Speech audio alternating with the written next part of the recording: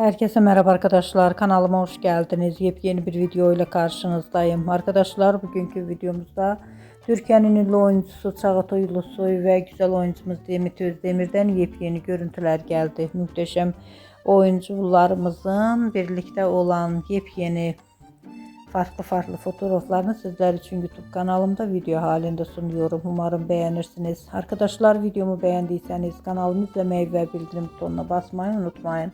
Şimdilik benden bu kadar olsun. Yeni videomuzda görüşmek üzere. Hoşça kalın.